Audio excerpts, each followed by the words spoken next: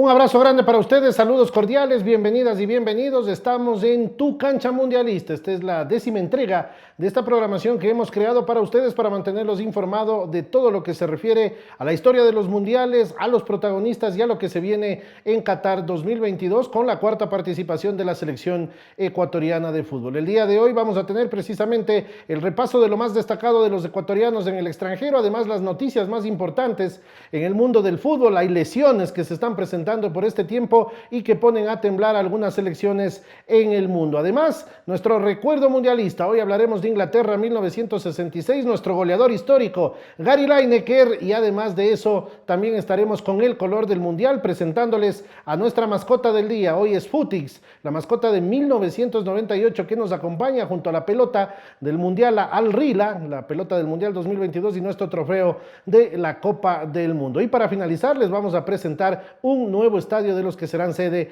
de este mundial. Hoy estaremos hablando del estadio Al Janoub, que tendrá algunos partidos importantes en su cancha. Eso y mucho más el día de hoy en Tu Cancha Mundialista. No se olvide de seguirnos a través de nuestras redes sociales. Ahí estamos para ustedes. Estamos en las señales de Tu Cancha C y Tu Cancha TV e iniciamos inmediatamente nuestro repaso por la historia mundialista. Presentamos a los ecuatorianos en el exterior.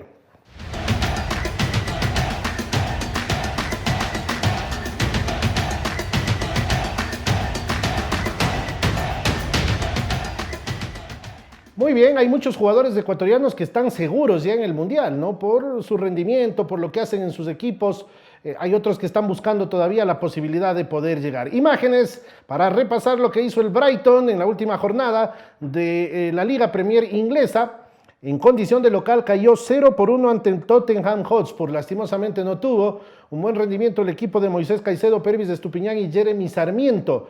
Estupiñán y Caicedo fueron titulares en el partido, Pervis fue reemplazado en la segunda parte, mientras que Moisés Caicedo, que también se fue en el segundo tiempo, tuvo un rendimiento aceptable. Sin embargo, nada pudo hacer para evitar la derrota de su equipo, que cayó ante el Hotspur, que marcó a través de Harry Kane, el último goleador de los mundiales de fútbol. Allá por Rusia 2018 hizo 6 goles con la camiseta de Inglaterra. El equipo dirigido por De Zerbi no pudo ante el cuadro de Antonio Conte y tuvo que resignarse con la derrota en condición de local.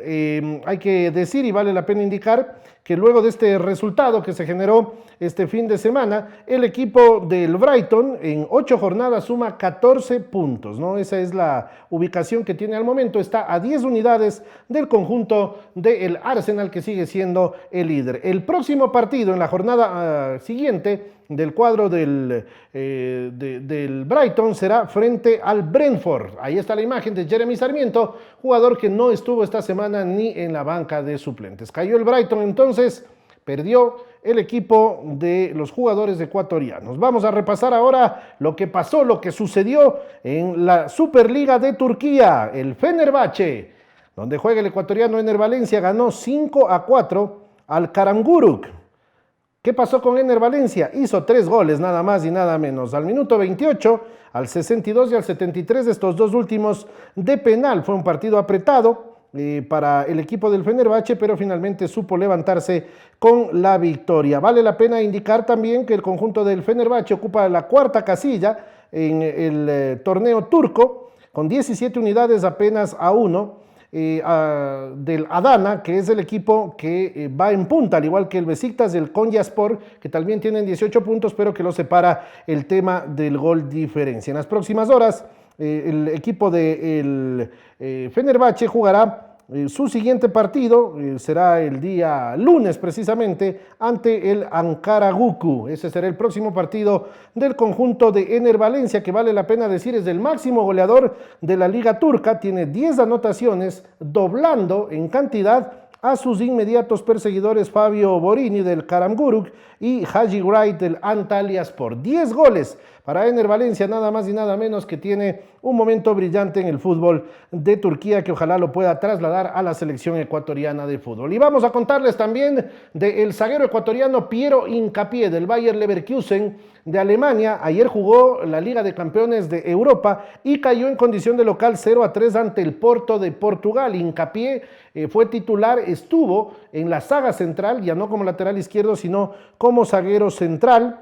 acompañando a Ta en la defensa, pero no tuvieron un buen rendimiento y por eso fueron vencidos en 3 ocasiones por el equipo del Porto, que hizo goles a través de Taremi y de Galeno para llevarse la victoria. Prácticamente esta situación que se dio el día de ayer significa una eliminación del conjunto del Bayer Leverkusen de la Liga de Campeones de Europa. Está en el grupo B, en donde luego de 4 jornadas disputadas, el Brujas es líder con 10, Porto tiene 6, Atlético de Madrid 4 y el Bayer Leverkusen 3 unidades. Para clasificar tendrá que hacer una campaña prácticamente perfecta el equipo en donde milita el ecuatoriano Piero Hincapié, o de lo contrario sumar al menos una victoria para disputar la posibilidad de llegar a la tercera posición y meterse en la UEFA Europa League. Así está el panorama para el equipo del Bayer Leverkusen, que es dirigido hoy por el español Xabi Alonso, que debutó de la peor forma posible, con una goleada en condición de local. Muy bien, ahí entonces la información de los ecuatorianos en el exterior. No tuvo un buen rendimiento Piero Hincapié, sin embargo está brillando Ener Valencia en Turquía y hay regularidad en Pervis Estupiñán y en Moisés Caicedo. Ya en las próximas semanas vamos a seguirles hablando de otros jugadores. Poco a poco se acerca el tiempo en donde Gustavo Alfaro, el técnico de la tricolor, dará a conocer el listado de los jugadores que irán al Mundial. Muy bien, vamos a presentar ahora nuestro segmento de la información del Mundial Qatar 2022. Las noticias de Qatar 2022 con ustedes.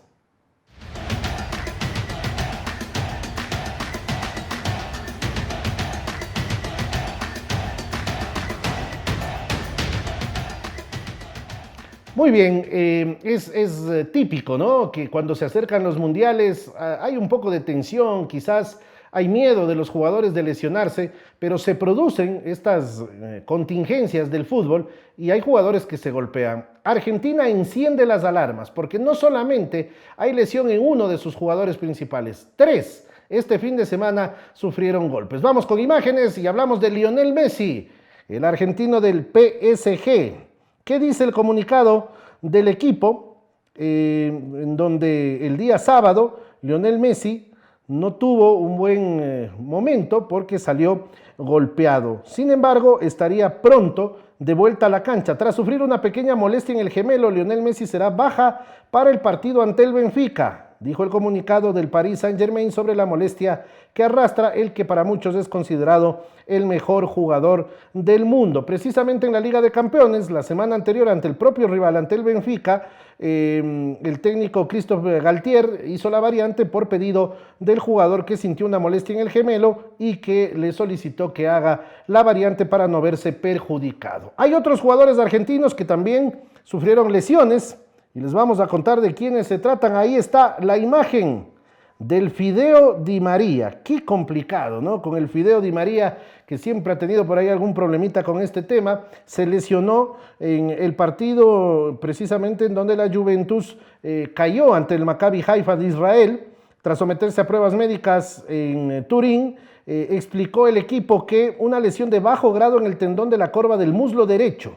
Según el comunicado, su recuperación demandaría aproximadamente unos 20 días, por lo que llegaría en óptimas condiciones para el debut ante Arabia Saudita, ¿no? En el Mundial del cuadro de Argentina. Este debut será en el estadio de Lusail. Ahí jugará Argentina su primer partido del Mundial. Las pruebas diagnósticas a las que se sometió Di María esta mañana en el J Medical revelaron una lesión de bajo grado en el tendón y serán 20 días, reiteró el conjunto de la Juventus. Y hay otro lesionado en la selección de Argentina. Se trata nada más y nada menos del delantero de 28 años, Paulo Dybala, que corre riesgo de quedarse sin mundial.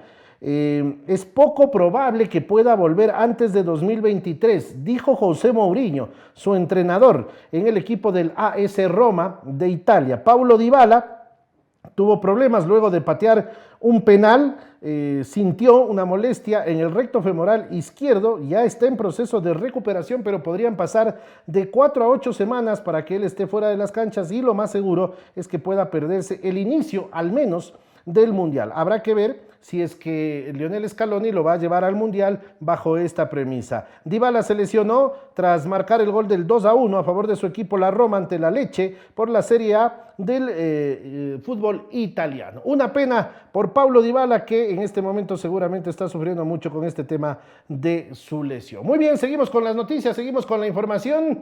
de otro de los temas importantes que se dio a conocer este fin de semana. Ahí está Harry Kane. ¿Por qué ha hecho noticia Harry Kane? Porque ha decidido utilizar esa banda de capitán que está ahí u otra, pero cualquiera de las dos denota el apoyo no solamente de Inglaterra ni de varios jugadores, sino ya se han sumado 8 países, Inglaterra, Gales, Suiza, Dinamarca, Francia, Alemania, Países Bajos y Bélgica, a este movimiento LGBTIQ+, como se denomina hoy, One Love, que es el movimiento que apoya a este colectivo precisamente y sus derechos.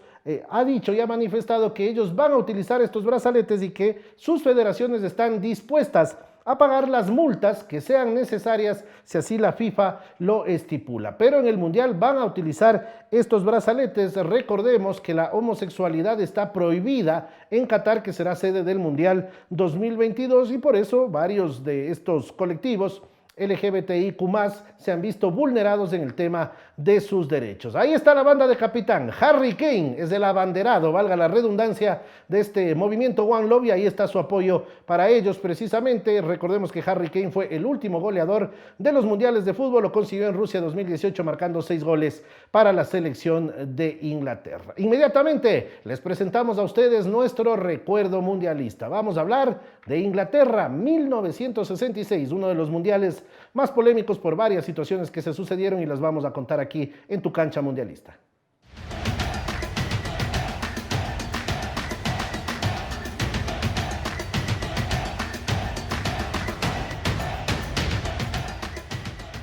Muy bien, ahí estamos entonces listos ya para revivir lo que pasó en Inglaterra 1966. Ponemos ya nuestras imágenes, vemos acá el cartel oficial con el que se presentó al mundo esta Copa del Mundo del 11 al 30 de julio de 1966, y ya con la presencia de Willy, ¿no? Willy World Cup, así se llamó esta mascota que fue la primera en la historia de los mundiales de fútbol. Ahí lo vemos a este leoncito muy entretenido, que fue la primera mascota, como decíamos, presentada en un mundial de fútbol.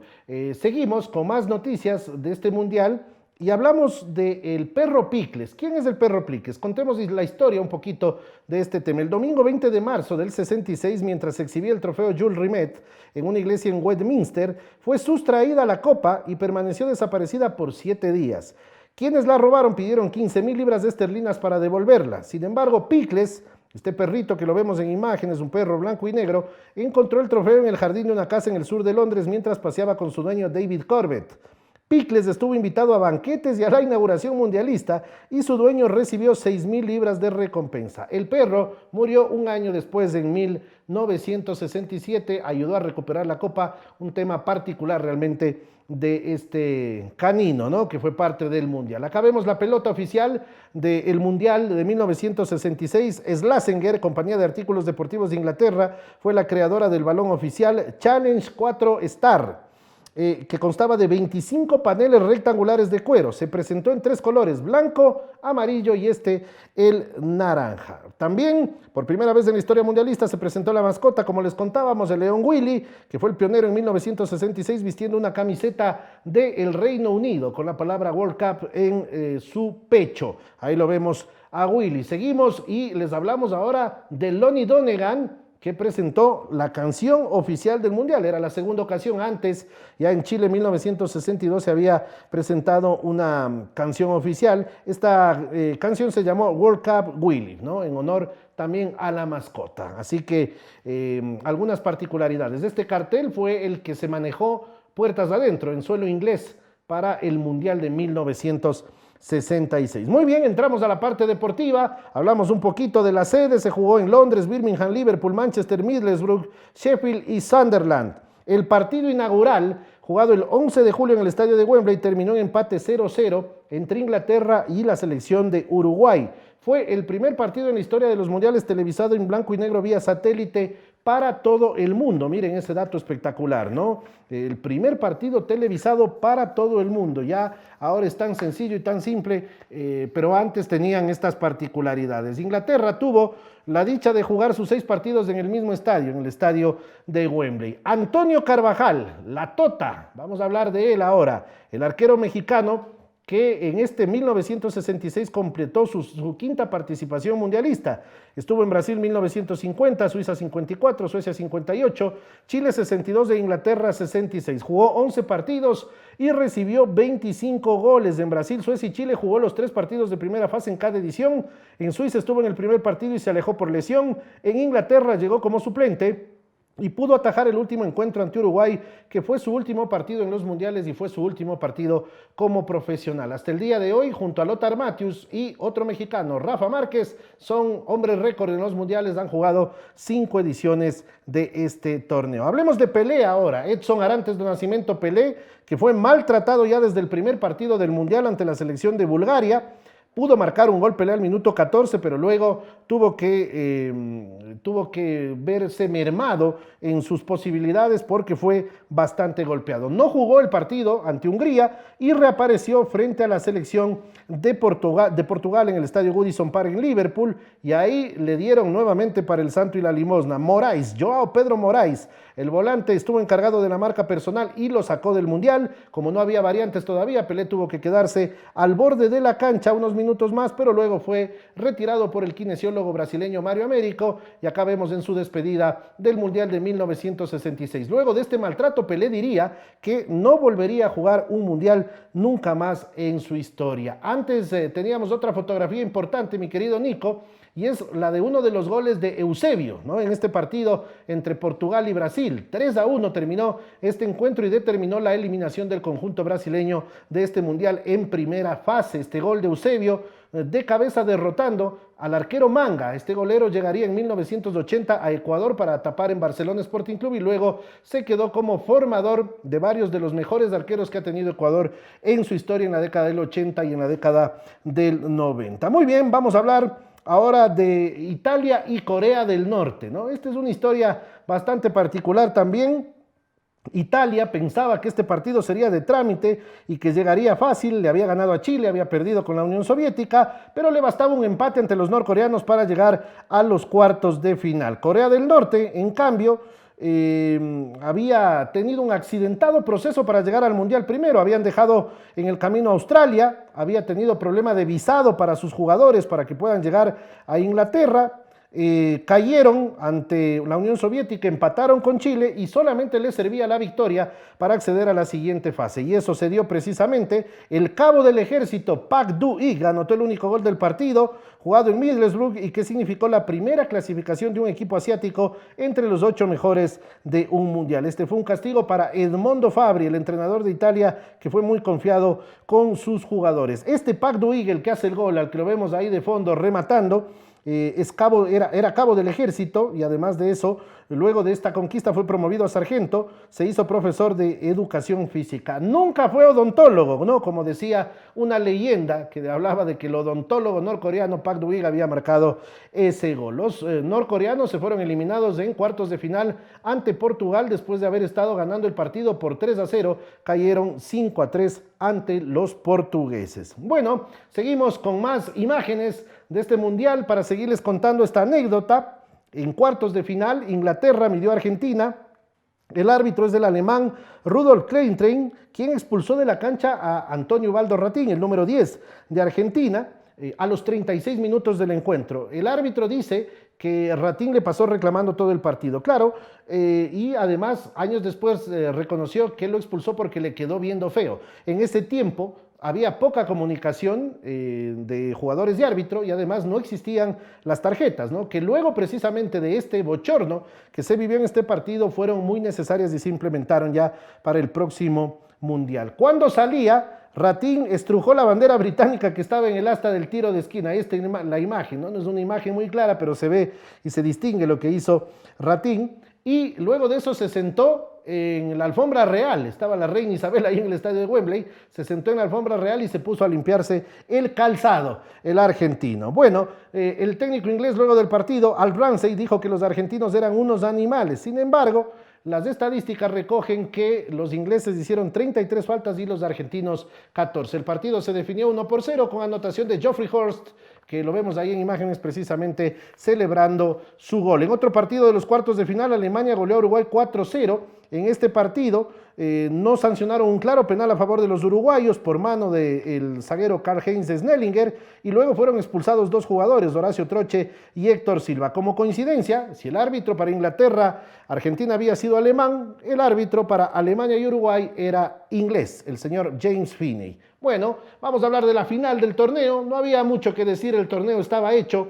Para los europeos llegaron 4 a semifinales, Alemania Federal, Inglaterra, Portugal y la Unión Soviética. A la final accedieron los equipos de Inglaterra y Alemania Federal en el estadio de Wembley. 96.900 personas asistieron a este partido que finalmente Inglaterra lo ganó por 4-2 con 3 goles de Geoffrey Hurst a los 18, 101 y 120 y Martin Peters a los 78. Alemania marcó por intermedio de Helmut Haller a los 12 y Wolfgang Weber a los 89. Vemos el saludo de los capitanes, Uwe Seeler, el capitán de Alemania, y Bobby Moore, el capitán del equipo de Inglaterra. El equipo inglés tuvo en el arco a Gordon Banks, en la defensa George Cohen, Jackie Charlton, Bobby Moore y Ray Wilson.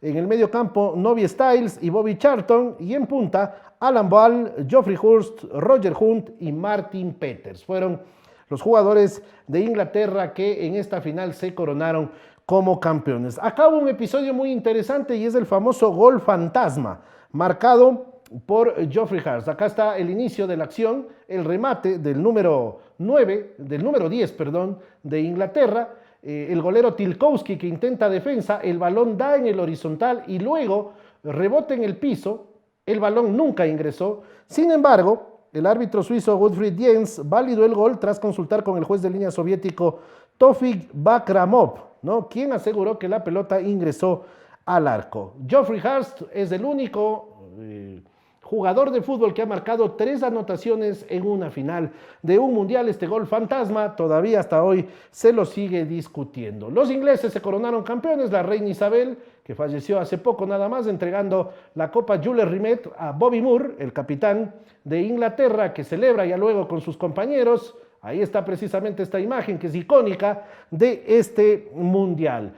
Por segunda ocasión en la historia de los mundiales, también 2 hermanos se coronaban campeones del mundo. Habíamos tenido este caso ya en 1954 con Fritz y Otmar Walter, ahora con Bobby y Jackie Charlton, ¿no? Bobby fue además considerado el mejor jugador de este mundial. Y finalmente les hablamos del máximo goleador del torneo, que fue la Pantera de Mozambique, Eusebio da Silva Ferreira, que nació en esta colonia portuguesa y que definitivamente pues era un delantero que marcaba diferencia en el Benfica de Portugal. Marcó 9 goles en el Mundial, le hizo 4 a Corea del Norte, 2 a Brasil, 1 a Bulgaria, Inglaterra y a Unión Soviética. Ahí está entonces, ponemos la imagen de Inglaterra, el campeón del mundo de 1966, y con eso dejamos de lado este mundial, precisamente este recuerdo de este polémico evento que tuvo lugar hace muchos años atrás, ya en 1966, y donde los ingleses tenían que ser campeones en su casa, ¿no? Para eso se organizó precisamente el mundial. Muy bien, vamos a presentarles ahora inmediatamente la figura mundial. ¿Qué goleador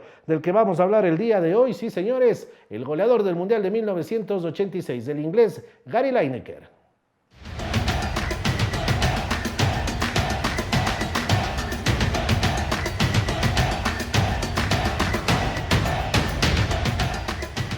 Muy bien, ponemos imágenes rápidamente para hablarles de Gary Winston Lineker, delantero que nació en Leicester, en Inglaterra, el 30 de noviembre de 1960. Muy jovencito, lo vemos ahí en imágenes a Gary Lineker, que comenzó su carrera en este equipo local, precisamente Leicester, en donde tuvo pues un paso muy importante, en donde hizo las cosas de muy buena forma, y esto sirvió para que él pueda ser promovido inmediatamente al Everton. En 1985 estaba jugando ya en el Everton, había transcurrido 5 años desde su debut, había marcado 103 goles con la camiseta de Leicester, y en el Everton en 2 temporadas hizo 38 conquistas. Acá lo vemos con la camiseta del equipo del Everton, marcando diferencia en Inglaterra, lo que le valió además para ser convocado a la selección de fútbol inglesa, en donde también tuvo una muy buena actuación ya en el Mundial de 1986, marcándole 3 goles a Polonia, ¿no? Ahí vemos uno de ellos, vamos a ver imágenes del otro.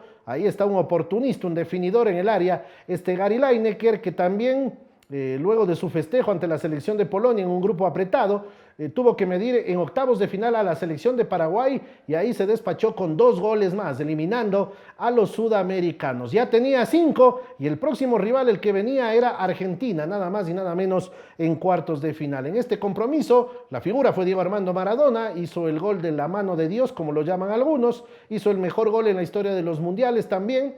Pero el descuento llegó a 10 minutos del final por intermedio de Gary Lineker de cabeza, superando a los zagueros centrales del cuadro argentino y al arquero Neri Pumpido. Con 6 goles, Gary Lineker se coronó como el goleador del Mundial de México 1986 y además obtuvo muchos galardones en Europa, ¿no? Uno de ellos precisamente el balón de oro, el botín de oro, ¿no? Que lo acreditaba como uno de los jugadores más importantes, además de otros premios más. Luego del Mundial se fue al Fútbol Club Barcelona de España.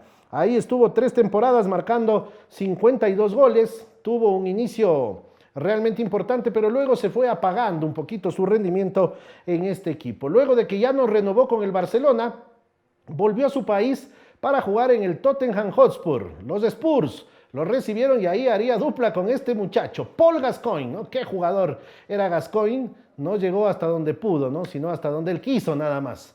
Y acá con Lineker hicieron dupla, hicieron muchos goles, muchas conquistas para el equipo de los Spurs, 80 goles entre 1989 y 92 para el delantero Gary Lineker, que en este trayecto tuvo la posibilidad de jugar su segundo mundial. Estuvo presente con Inglaterra en Italia 1990. Acá marcó algunos goles importantes, por ejemplo, que le hace a Eire, a la República de Irlanda, en donde además del gol tuvo un episodio bastante interesante, ¿no? Estaba descompuesto del estómago Gary Lineker y no creyó prudente irse hasta el camerino. ¿Qué hizo? Se sentó, como llovía muy fuerte, la cancha estaba mojada, se sentó en el pasto, les dijo a sus compañeros que le hagan casita y ahí hizo sus necesidades biológicas, ¿no? Y claro, obviamente pues los dolores no eran los más adecuados y los rivales lo veían raro. A Gary Lineker, que confesó esta anécdota unos años después. Pero fue definitivo, Lineker hizo goles importantes también, le marcó a Alemania en las semifinales, antes le había hecho 2 goles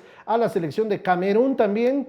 En los cuartos de final, Inglaterra estuvo entre los 4 mejores de este torneo, quedó en cuarto lugar y Gary Lineker pudo marcar 4 conquistas. Con 10 goles desde el máximo anotador inglés en la historia de los mundiales y es uno de los jugadores que está entre los que han marcado cantidades de 2 cifras en la historia de los mundiales de fútbol, ¿no? Hay que valorar lo hecho por Gary Lineker. Bueno, luego de su mundial y de la etapa en el Tottenham Hotspur se fue a jugar al Nagoya Grampus de Japón. Ahí estuvo entre 1992 y 1994, algunas lesiones, algunos malos momentos, no lo acompañó la suerte en este trayecto en el Nagoya Grampus, en donde apenas hizo 8 goles y se retiró del fútbol en 1994. Dejó entonces la actividad y luego de eso se convirtió en embajador de la UEFA, invitado permanente a varios eventos, sorteos, entrevistas, programas especiales, hasta que luego de eso pues recaló en una cadena importante de televisión en donde es comentarista de fútbol, siempre con buen humor Gary Lineker. A él se le atribuye una de las frases más sublimes del fútbol, ¿no? Dice que en el fútbol son 11 contra 11, ¿no? En donde los alemanes siempre son los que ganan, ¿no? Usted puede jugar el partido que usted quiera, pero los alemanes siempre son los que ganan, y esto hablando de una paternidad que ha tenido Alemania durante mucho tiempo frente a la selección de Inglaterra sobre todo. Gary Lineker, nuestra figura mundialista del día de hoy, autor de 10 goles en la historia mundialista, goleador del Mundial de México 1986. Para terminar, vamos a presentar nuestro segmento El color del Mundial, y ahí vamos a hablar de cosas muy interesantes del día de hoy.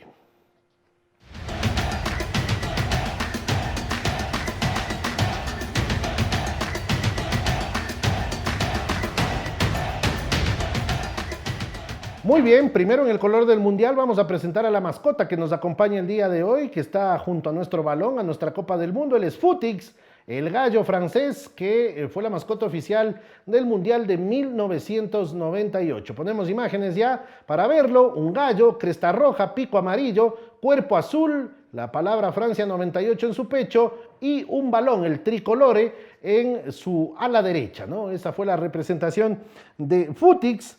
que precisamente es uno de los símbolos nacionales de los franceses, el gallo. Fue, como siempre, utilizado en el merchandising, varias marcas del Mundial encontraron muy simpático a este gallo para utilizarlo y fue motivo de camisetas, de publicidades, de varios aspectos, de peluches también. Ahí lo vemos en una visita que hubo en los estadios con hinchas de Jamaica que pusieron el color en este mundial, y también vamos a ver a Futix en la Torre Eiffel. Fue la mascota entonces Futix del Mundial Francia 1998 y lo presentamos el día de hoy para ustedes. Inmediatamente vamos a hablar de un nuevo escenario deportivo más que será sede del Mundial. Es el Estadio Al Janoub, anteriormente conocido como el Estadio Al Wakra, precisamente por encontrarse en la ciudad de Al Wakra. Fue inaugurado en el año 2019 y tiene capacidad para 40.000 personas. El diseño del estadio se inspira en las velas de los barcos que se movían en el Golfo Pérsico. Qué bonito estadio, ¿no? Qué